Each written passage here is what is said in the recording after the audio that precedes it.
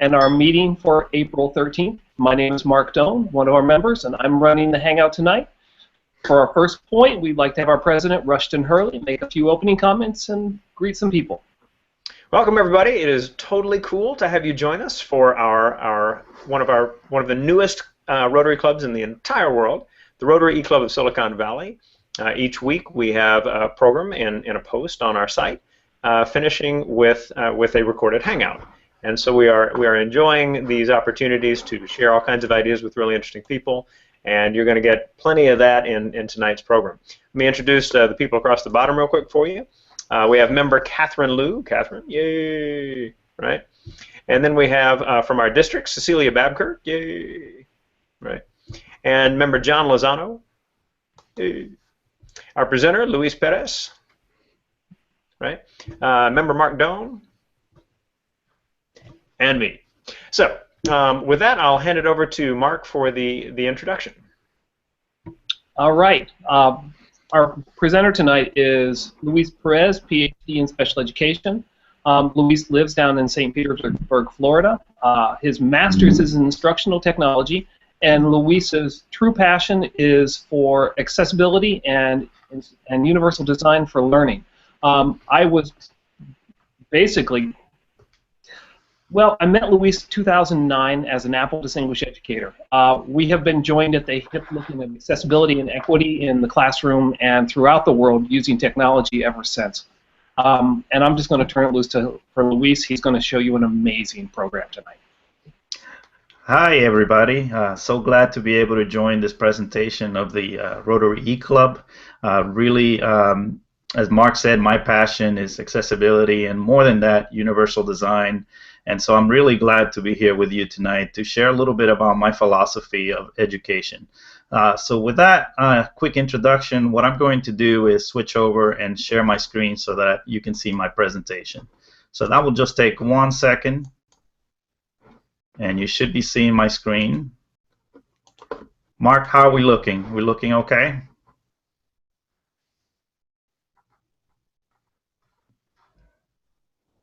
Looking good, Luis. All right, so the title of my presentation tonight is The Futures in the Margins.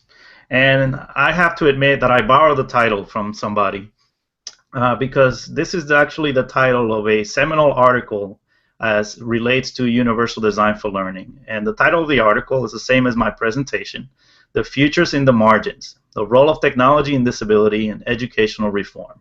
And this is an article that was published back in 2005. It was authored by Ann Mayer and David Rose, who are two of the principal researchers at the Center for Applied Special Technology, or CAST, based out of Massachusetts. And so in this article, they laid out their vision for the role that technology could play in helping us design new learning environments that would be more flexible and adaptable to the needs of a wide range of students. And of course, that philosophy is really the foundation for universal design for learning, which is what I'm going to try to explain in this presentation very briefly. Now, in the name, Universal Design for Learning, we also find universal design, or UD. And this is really an idea that originated in the field of architecture. And when we started to look at the built environment, we wanted to make sure that a wide range of users could have access to the built environment. And so we started designing building with features such as curb cuts, where originally these features were put in for people who use wheelchairs. And then over time we found that other groups could benefit from that design feature. And so for example, parents who were pushing a child in a stroller could benefit from having the curb cut, as well as people who were making deliveries or who were pushing anything heavy in a cart. Again, they gained easier access to a building because of those curb cuts. And so that idea that started in architecture eventually made its way into product design, into the world of technology. And so the key idea behind universal design and universal design for learning is that what is essential for some is almost always helpful for all. And so when we put in accessibility features right from the start, at the beginning, or we put them in because they're helpful for people with disabilities, but what ends up happening is that we see some secondary benefits for other users. And so let me give you a quick example. We probably are all familiar with the personal assistant. It's kind of a really important part of how we use mobile devices these days. And so whether you have an iOS device where you can pull up Siri by pressing and holding your home button, or you have any other kind of personal assistant, such as Cortana or Google, the Google personal assistant, all of these are very similar in function. And they allow you to do things like set appointments using your voice. You can launch apps in some of them, and so on. Well, it turns out that these kinds of technologies, we've been using them as people with disabilities for quite some time. We're used to using our voices to interact with our computing devices because some of us can't use our hands, or maybe we have limited dexterity. And so voice came up as another interface that we could use to interact with computers. And the same thing with the text-to-speech feedback that we get from a personal assistant. This, again, is something that people with disabilities have known for a long time. Maybe, somebody's blind or they have a difficulty with accessing text, and so they get that information with another modality, in this case using text-to-speech with a synthesized voice. And so when you put those two things together, text-to-speech and the ability to interact with the computer with your voice, then eventually that comes together into what we now know as personal assistants. So something that began with people with disabilities is now mainstream, and it helps a lot of different people use their computers to get things done in their lives, whether it's making appointments and managing their lives or accessing information. So why are things like personal assistance and accessibility important? One of the reasons is that the way that we're using computing devices is changing dramatically. We're using these because of their portability. We use them in the car. And so when we're in the car, we may not be able to look at the screen. Otherwise, we risk getting into an accident or getting distracted. And so the ability to communicate with our devices using our voice then really gains a lot of importance. And we're using our devices in places where before we may not have been able to, such as outdoors or at the beach, at a park. And so in those situations, the lighting conditions may make it difficult for us to see what's on the screen. And we can turn on some accessibility features that help us with that by providing better contrast or making the text larger and easier to see. Or we're also accessing a lot more video online because it's so easy to make a video nowadays and so easy to share it. And maybe sometimes we're trying to view that video in a busy environment and we don't have our headphones, such as the people in the picture. And so in that situation, we can turn on the captions that are available with a lot of new videos and be able to access that information again with another modality. And so these captions that were originally intended for people who are deaf or hard of hearing now benefit a number of other users.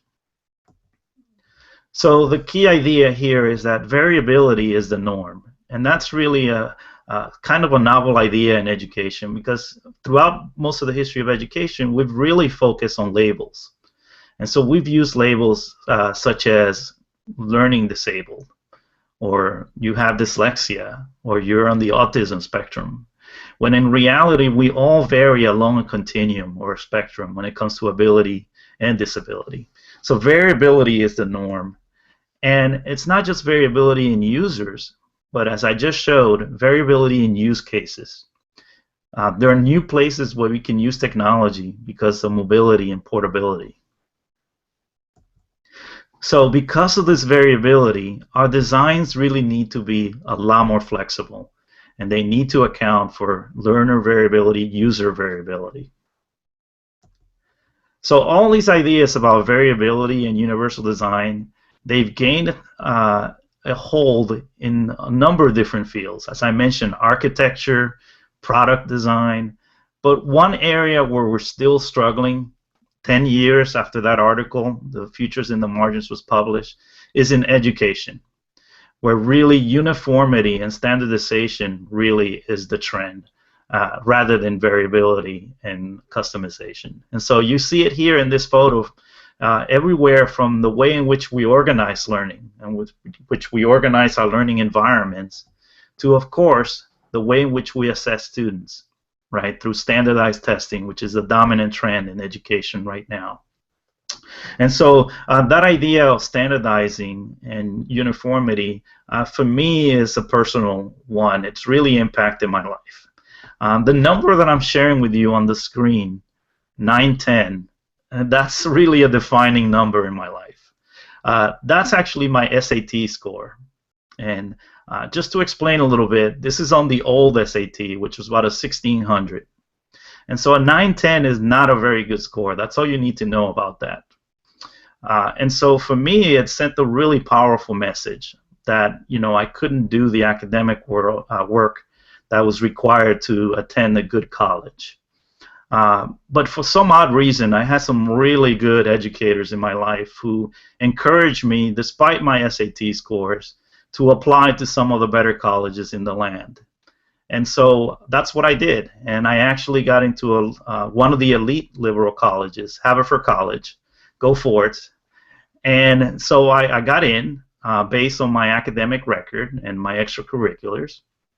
But then I struggled my first couple of years there. And it's not because, eventually I realized it was not because I couldn't do the work. It's because this test score told me that I couldn't do the work. And I actually almost believed it.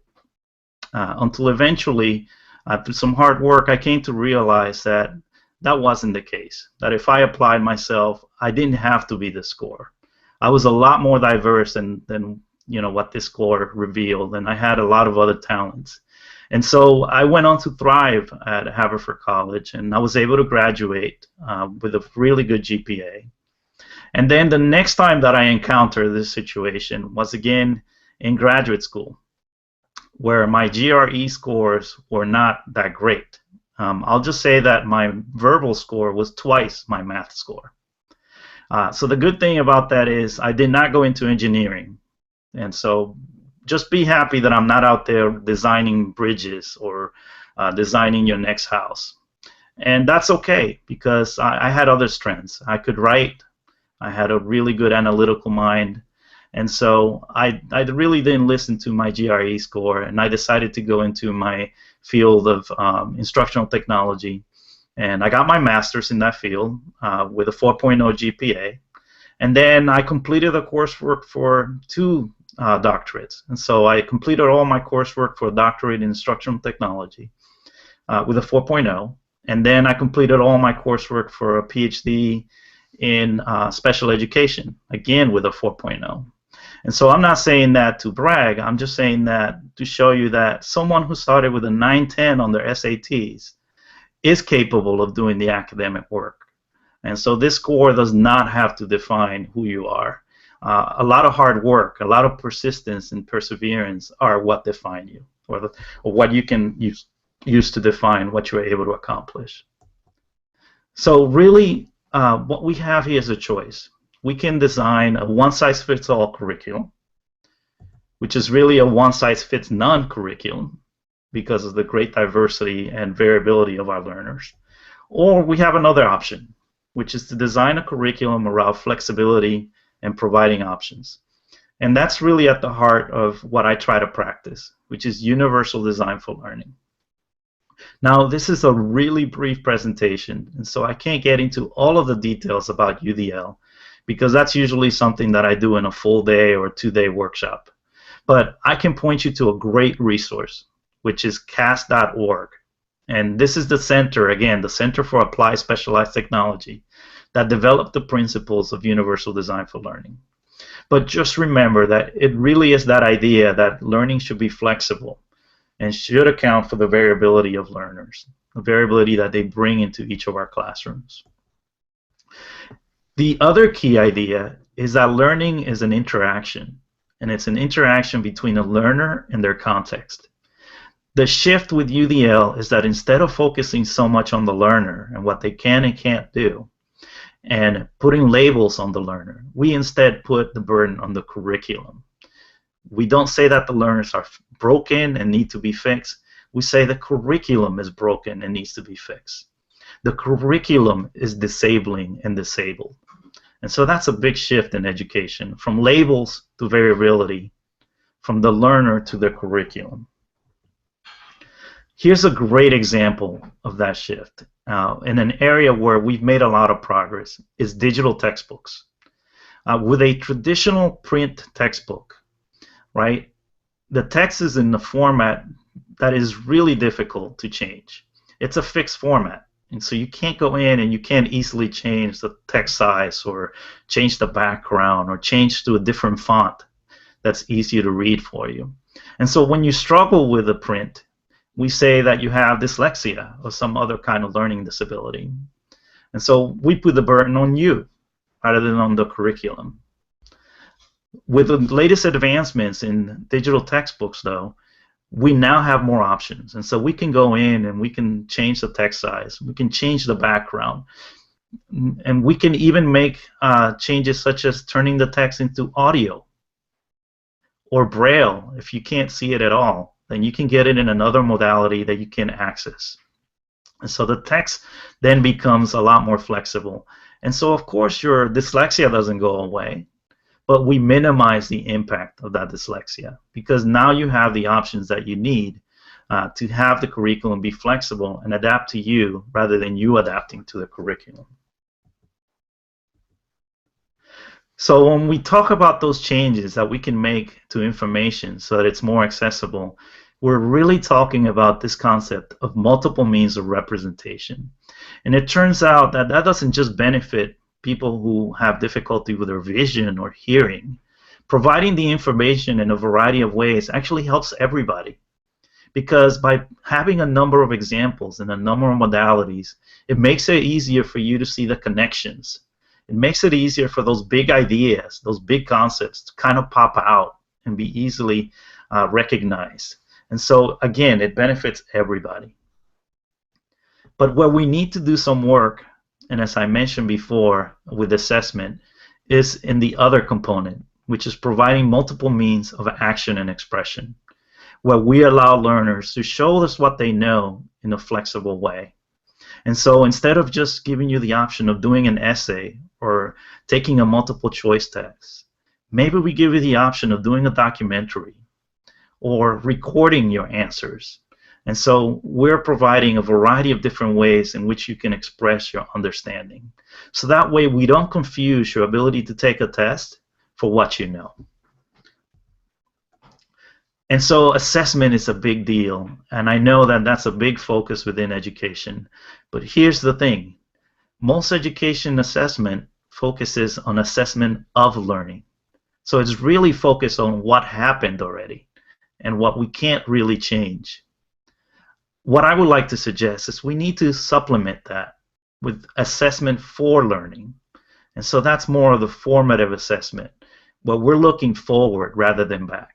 We're taking the information that we get from those assessments and then making some sound pedagogical decisions about what's about to happen and how we can customize learning to make up some of the gaps that we've identified through that assessment.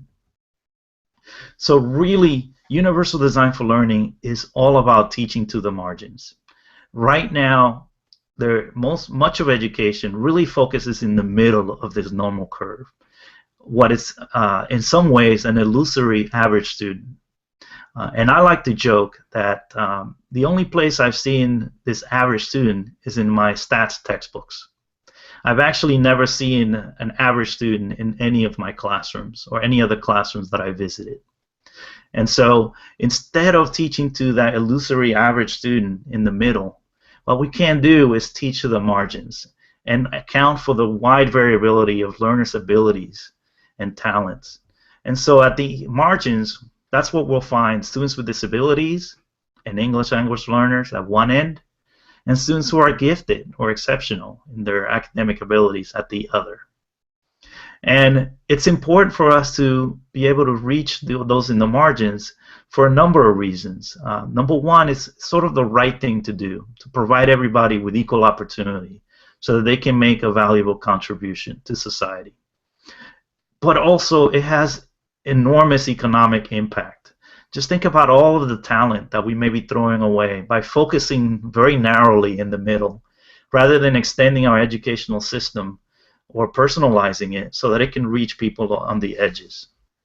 And so who knows if that gifted student who also has dyslexia or who has ADHD or any other kind of difficulty, who knows if that gifted student will not be the next Steve Jobs or the person who will discover a solution that solves a lot of our current problems, such as environmental sustainability.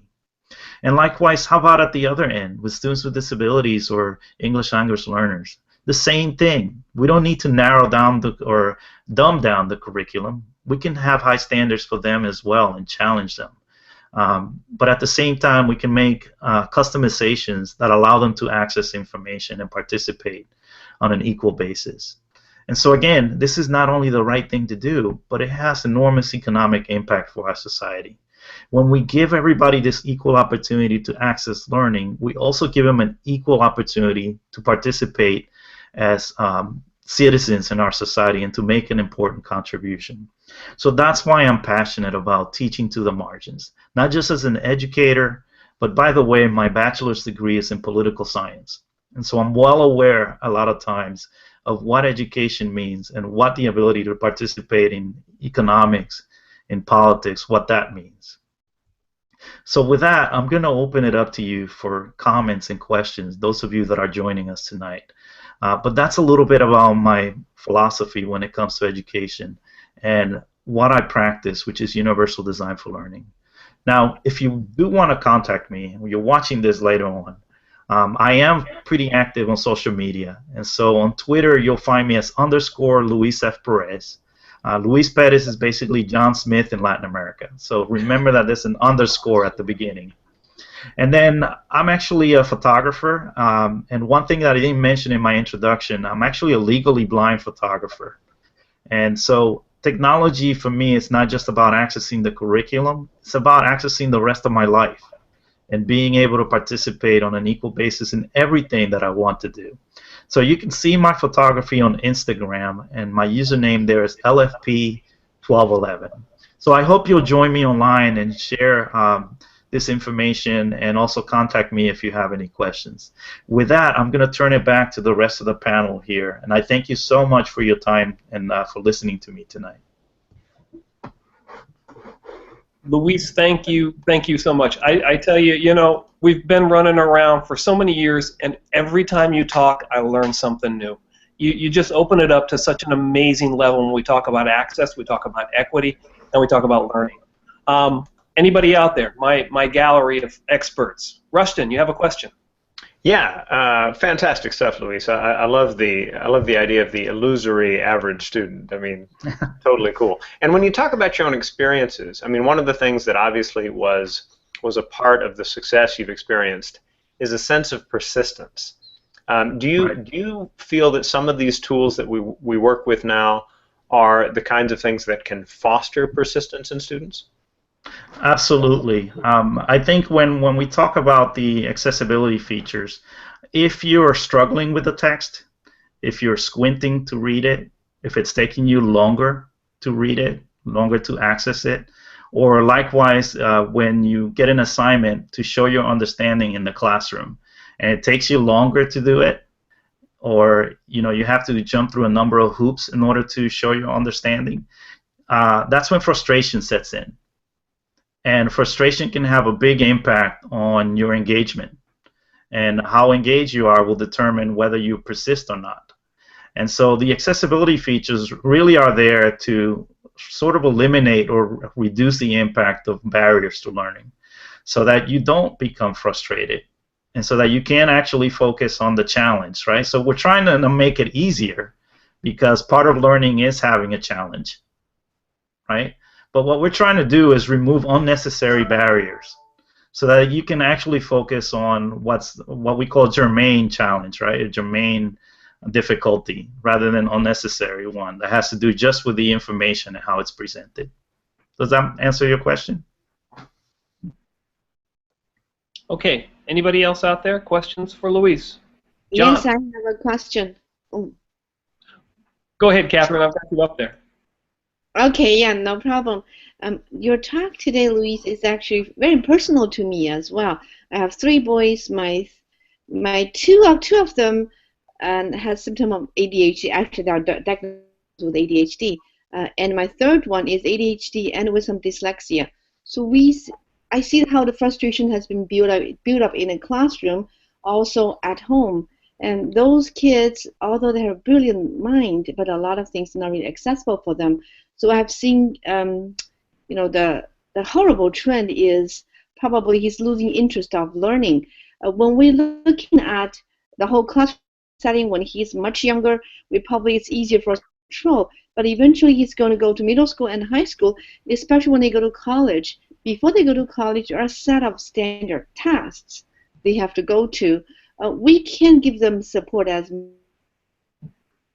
can when they're much older, especially for standard tasks. Do we have any of the things to help those kids to bridge what they are supposed to bridge the things they have difficulty with, but really to bring the talent to everybody else? That's a good question. It brings up an interesting point. If you look at Universal Design for Learning, there are 9 guidelines of Universal Design for Learning. And some of those guidelines are what the teacher does to provide accessibility. And so they're sort of externally driven. It's what you do to provide access to the curriculum. But some of those guidelines are more internal, and they have to do with what the learner has to do eventually to be able to understand the information, to develop certain skills like executive functioning, for example. That ability to sort of self-regulate and manage yourself and your environment. And so within the Universal Design for Guidelines, there is this verticality where we move from what the teacher does to provide access to what students have internalized, the skills that they have internalized and take along with them, so that as they move up through the educational system and even beyond that, for the rest of their lives, they have certain skills that allow them to function independently and, be able to survive out there. And so Universal Design for Learning, again, is not about making things easier. It's about putting in place some certain scaffolds so that those scaffolds are only in place while you're developing these skills. But our goal eventually is to make you into an expert learner. And the expert learner has in some ways internalized some of those skills and are able to do it on their own. So that's an important concept, that it's not just things that the teacher does all of the time, but there's also that transfer of responsibility for learner from the teacher to the student. Excellent, thank you. Makes sense. Awesome. John, I know you had a question. Oh yeah, I definitely, Luis, I totally love your presentation. I mean, it's right in what I do as a special education teacher here in San Jose, and so what you're talking about is something I deal with every day. So I appreciate your desire to continue in this area. But question I have for you, I guess, is I first started teaching special ed back in 1991 and was out of that for about 15 years, and recently came back in 6 years ago. And the teaching I did back in 1991 compared to what I'm doing now, completely different for special ed. I mean, the world's changed with the use of technology. Also, I think the economy of give and take between the teacher and the student is not necessarily there now. The teacher having to take responsibility as well as the student taking responsibility is really important.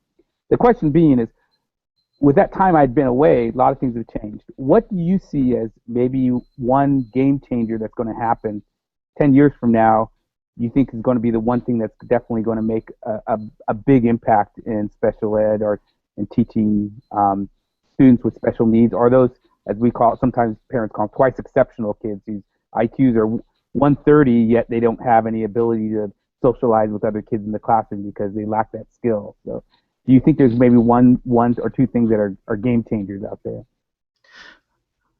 So let me begin by saying that I don't believe in silver bullets. So a lot of times as a special educator or somebody in the field of special education, I will get asked the question, what's the best app for autism? And I never answer that question, or when I do answer it, the answer is always, it depends. It depends on a lot of factors, like the student, the environment, the task, and so on. And so it's the same thing with trying to say, well, there's going to be a game changer. I think we do that way too much in education. We put all of our eggs in one basket and expect some magical cure to come around or some magical solution that all of a sudden transforms things.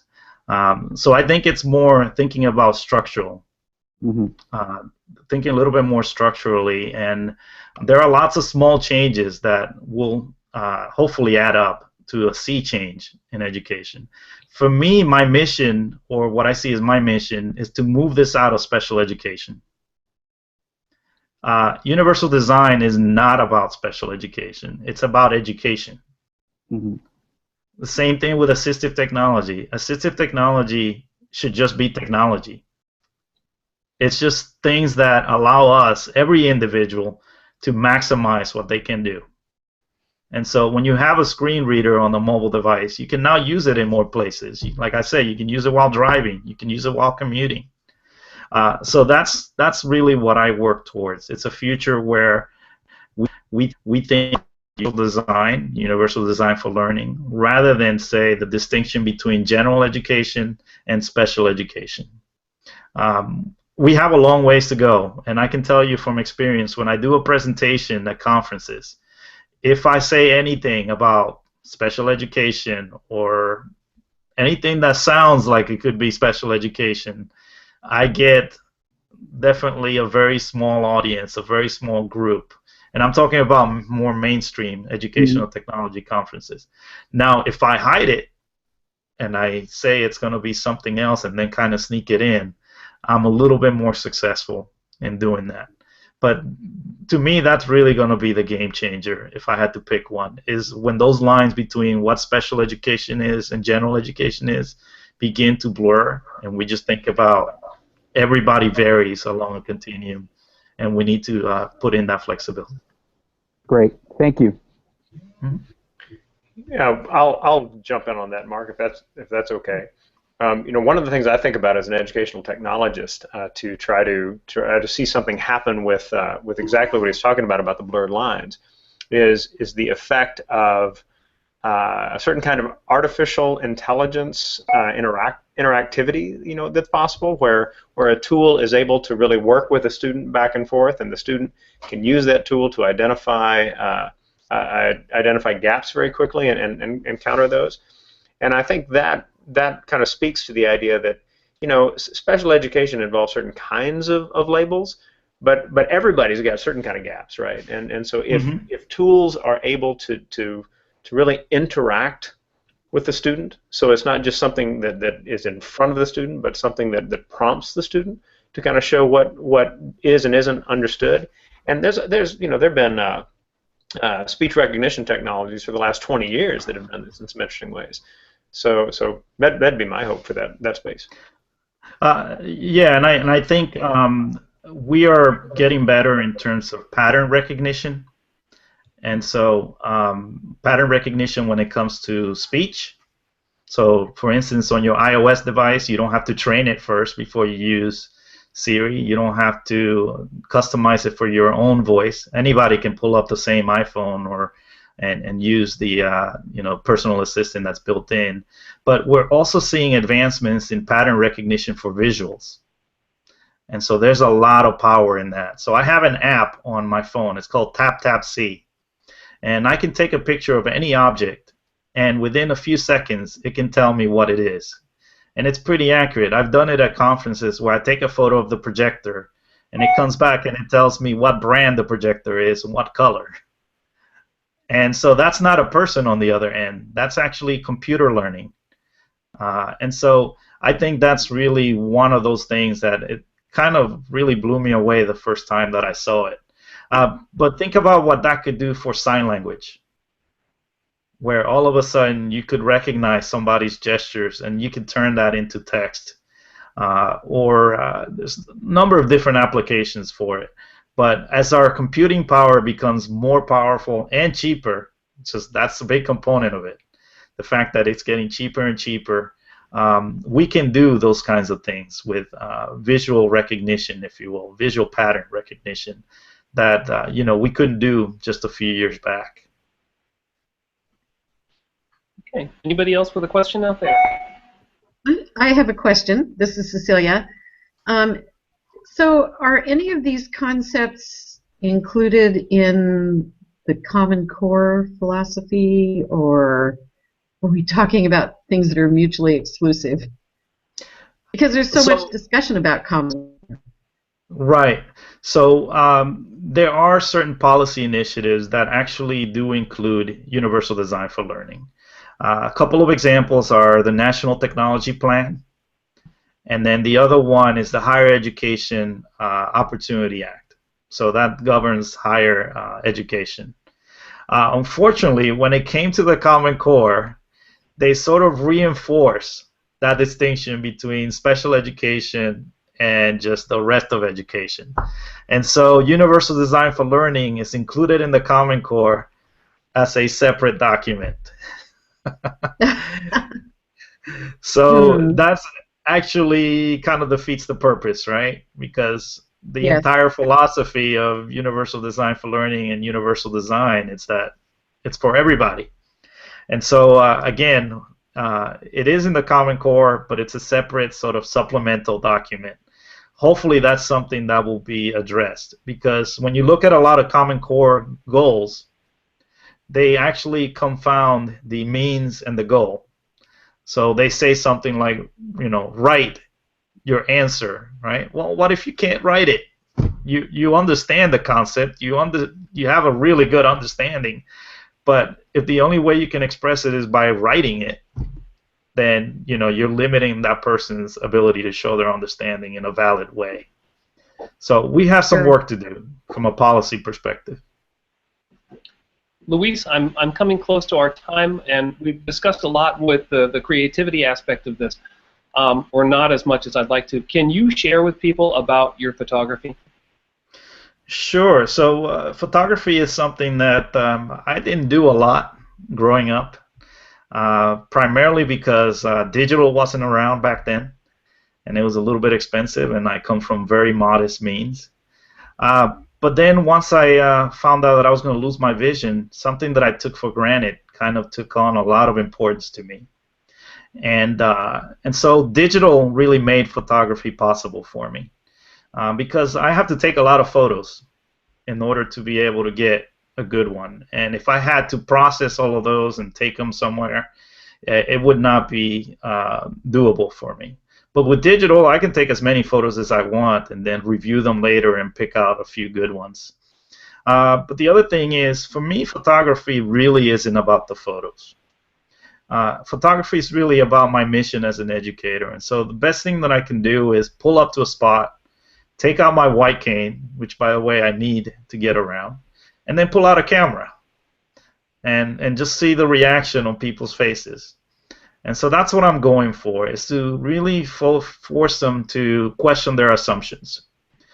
Because photography and being legally blind don't usually go together. And so that's what I want to do, is create that sort of moment where you're like, wait a minute, what's going on here? And start to question your assumptions about ability and disability. So that's really the reason why I do my photography. I'm not a great photographer by any means, but it's something that I enjoy, and if you enjoy something, you should have the option of doing it. And so the accessibility features really allow me to do that as well, because talking about that pattern recognition that we talked about earlier, it turns out on your iOS devices, you can take a photo even if you can't see the screen, because it actually recognizes faces. And it can tell you how many faces are in the crowd and their size and their relative location on the screen. And so even if you can't see, you can still take a really good photo of your family and friends and share those memories with somebody else. So for me, it's really about participating in the conversation online, because a lot of it these days is visual. Whether you're on Facebook or Twitter, it's all about the photos these days. And so I want to be part of that conversation as well. Thank you, Luis. I really appreciate it. We're just about wrapped up. Rushton, you have some closing comments for us? Absolutely. Luis, awesome presentation. Thank you so much for the work you're doing, and for the many people I know that are benefiting from what you advocate for and what you help others understand is possible. So, you know, and by the way, if you ever decide you want to become a Rotarian, there's an online club that is happy to talk to you about that possibility. That's for sure. As everyone can see, we got a nice wealth of Rotarians in front of us. We added our membership chair, Shags, along the way as well. Shags, wave to the crowd. Yeah, you're right. And so we've got a team that is interested every week in bringing these kinds of stories of possibilities and what technology can do to serve service and make things a little better in the world. How do we make certain kinds of improvements to our community and the way we see each other and build that peace and goodwill, right? So we hope that we've inspired you today and every week, along those lines. You're always welcome to come back to SiliconValleyRotary.com and enjoy a meeting with us. No matter what time of the day or what day of the week it may be, we've got a meeting there waiting for you. So as you finish, make sure to do several things below. If you are a member of our club, make sure to put your name into the survey for I attended, and then click the button, and then that way we'll know you attended. Also, there's a place for a comment. Please leave a comment. We engage in a discussion about the things that we learn as a part of these meetings and how we can make certain things possible for our communities. And finally, there's our little happy dollar section as well. If you think there's something that's just been really meaningful to me that's happened over the last few days, then by all means, feel free to toss a dollar or five or whatever in and just tell us what's going on. So with that, we hope to see you again next week, and thank you very much for joining the Rotary eClub of Silicon Valley for the week of April 13th.